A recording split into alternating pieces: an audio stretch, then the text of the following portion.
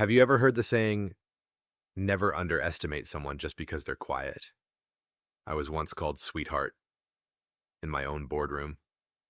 Three powerful men walked in, assuming I was just the one there to pour their coffee. They laughed, made remarks, touched me like I was nothing more than decoration. But within minutes, they were hit with a truth they couldn't swallow. I was the CEO, the very person they had come to negotiate a $50 million deal with.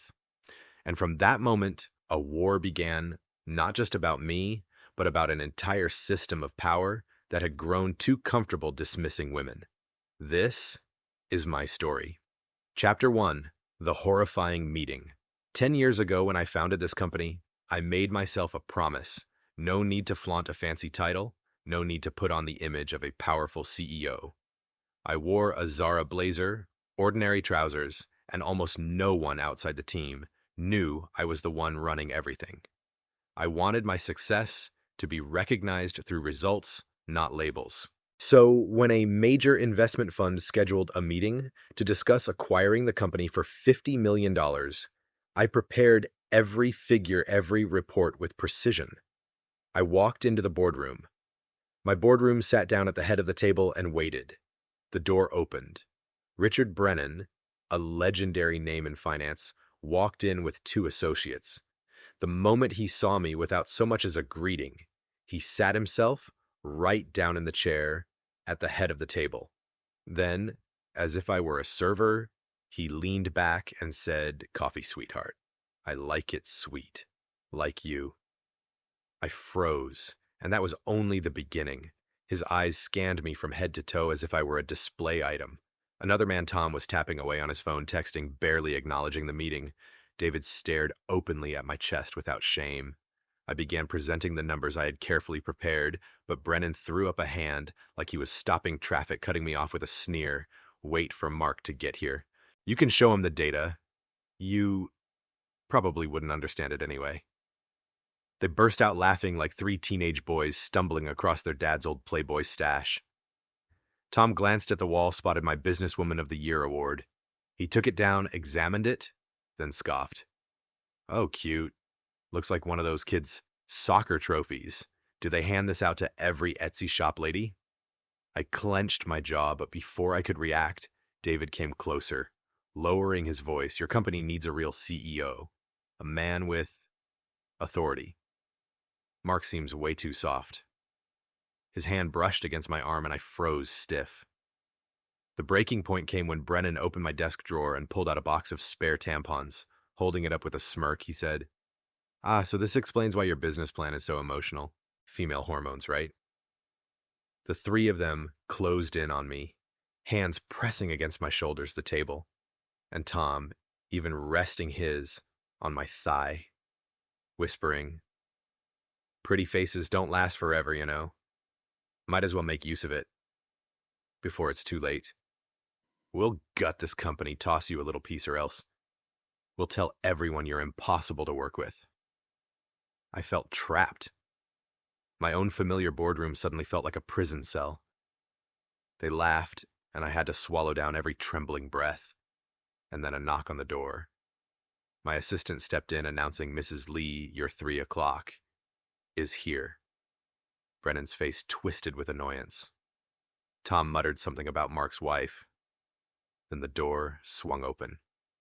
Mark walked in, kissed me lightly on the cheek, and smiled. "Gentlemen, allow me to introduce my wife and the CEO, the founder of the company you're trying to buy." The room went dead silent. Their faces drained of color, chairs scraped back, a phone slipped onto the table. And me, for the first time in that meeting, I felt a surge of triumph. No shouting, no proving, just one simple truth was enough to strip them bare, exposing every bit of their pathetic arrogance.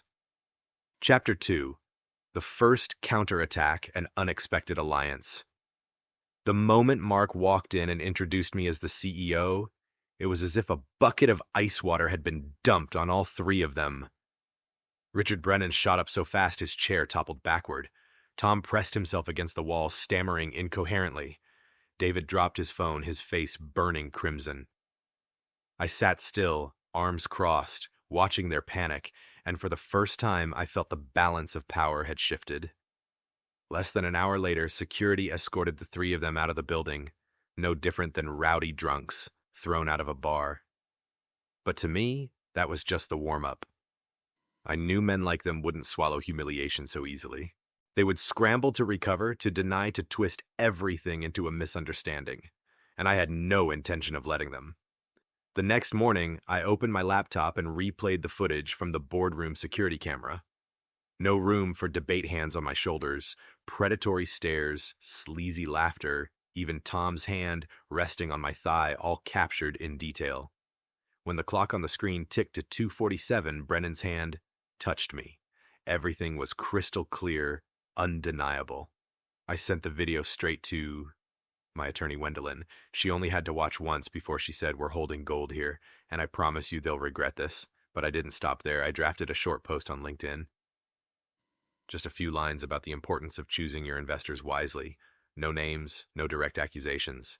And yet, the ripple effect was beyond anything I expected. The post went viral, thousands of shares, and suddenly tech media began asking what really happened behind those closed boardroom doors.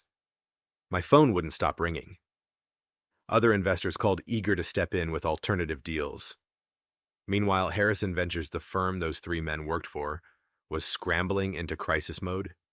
They offered to double the acquisition price on one condition: I'd sign an NDA and stay silent.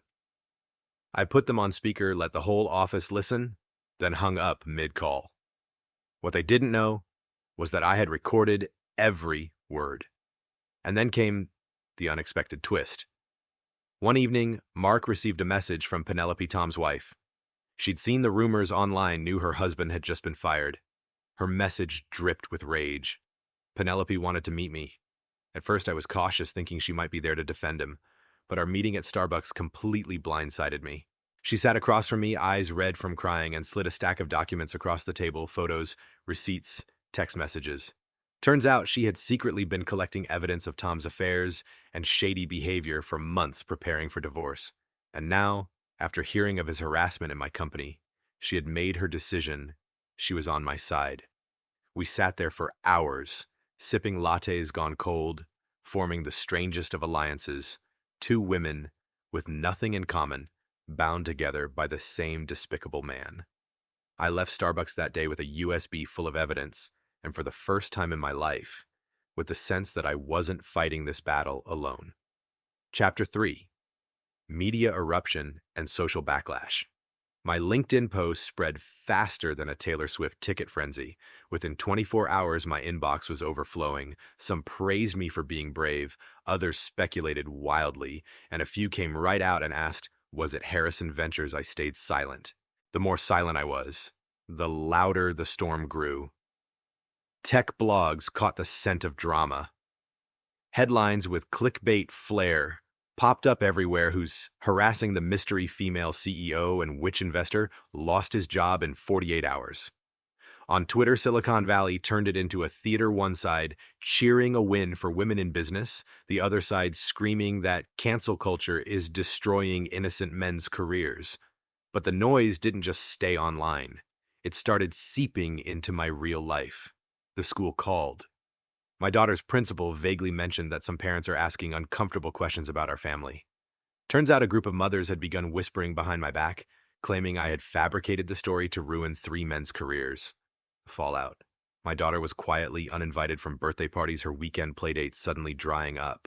I stood outside the school gates watching her walk out, clutching her backpack, eyes red, asking why Emma hadn't invited her anymore. My chest tightened. I wanted to scream. Because your mother stood up to three powerful creeps, but she's only 12. How could I possibly explain? Meanwhile, the three men weren't staying idle. They launched their counterattacks. Brennan started dialing every contact, whining about being set up. Tom reinvented himself as the pitiful father betrayed by his wife. Career ruined over one careless comment. And David, he went to the press, crying that he was only testing my competency on Mark's behalf, that I had misinterpreted his good intentions. What a joke. They grabbed my thigh, called me sweetheart in front of a whole room, and now it was just a misunderstanding. The scariest part wasn't their lies, it was how quickly the public swallowed them. Some actually believed it. Some even messaged me directly, "You wicked woman destroying men," just to get attention. Even in the WhatsApp group of female founders, a place that had always been a source of solidarity, things began to fracture. Some of the women stood firmly by me, fiercely defending me, but others worried that the scandal would ruin fundraising opportunities for all women. The group splintered people quietly, slipping out one by one.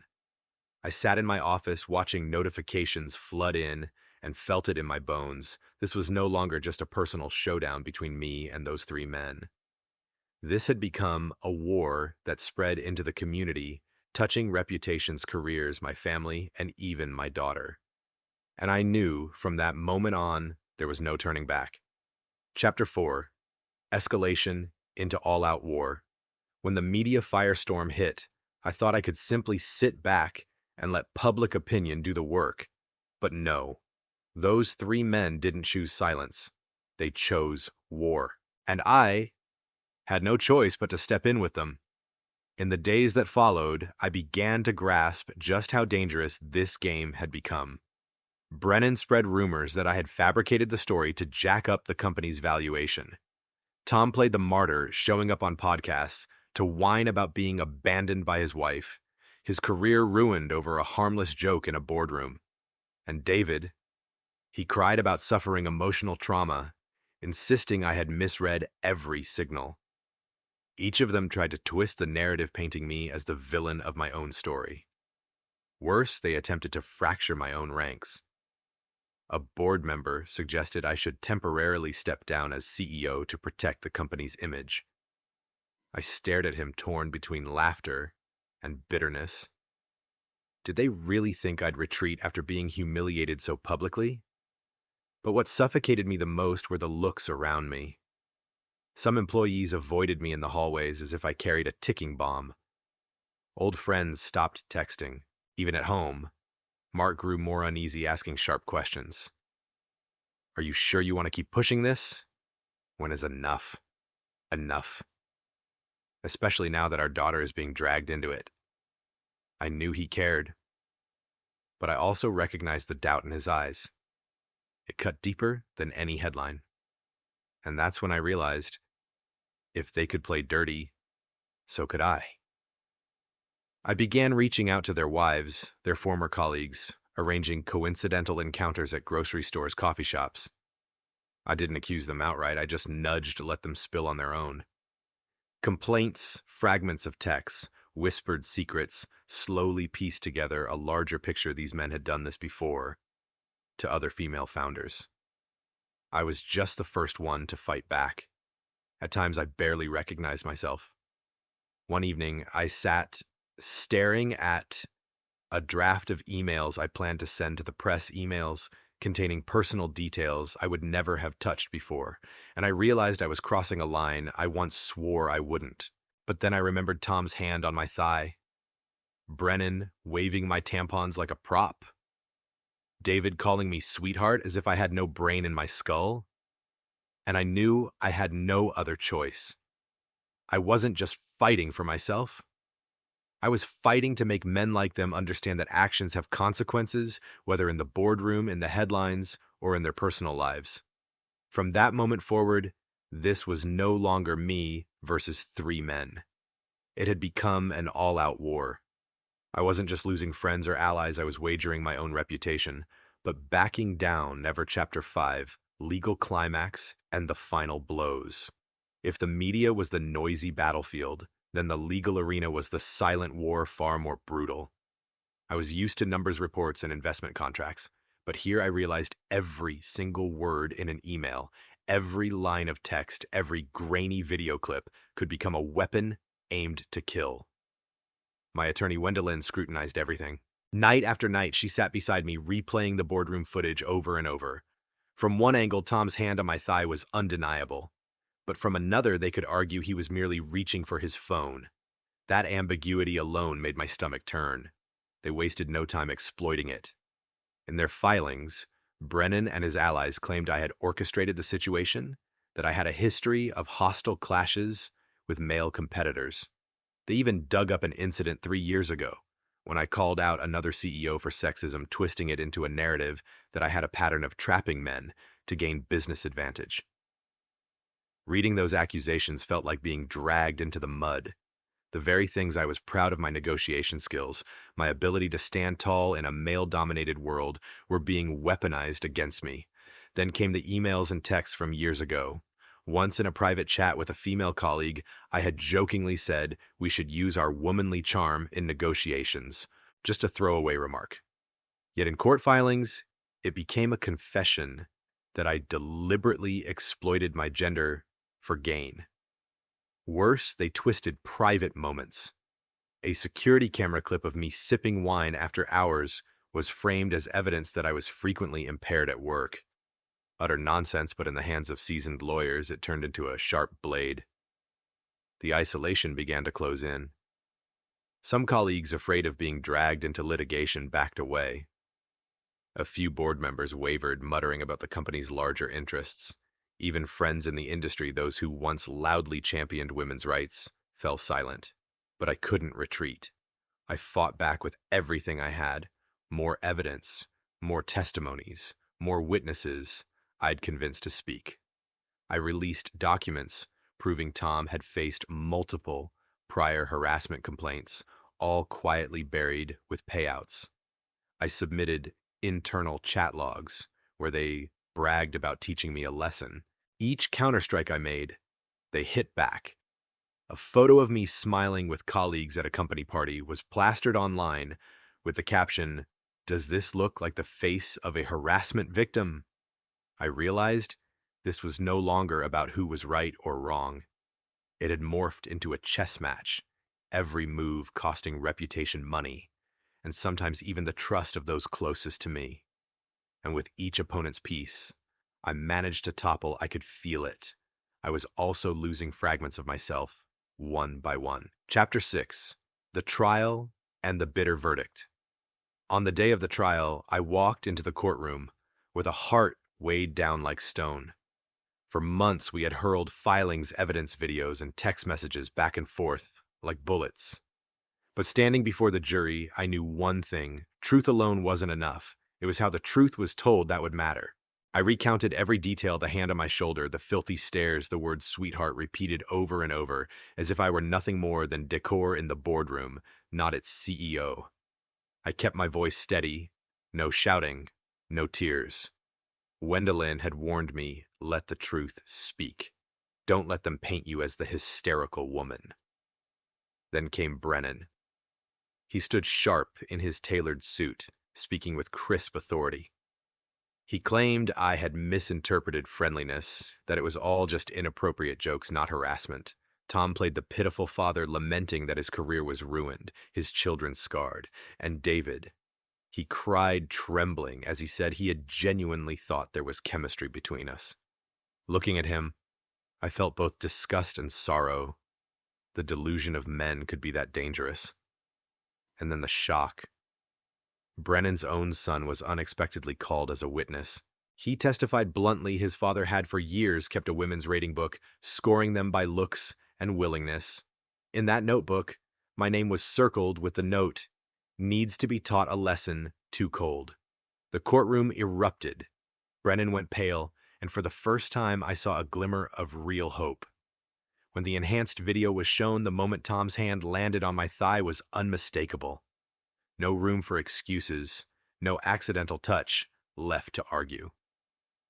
But the final verdict wasn't the clean victory I had dreamed of.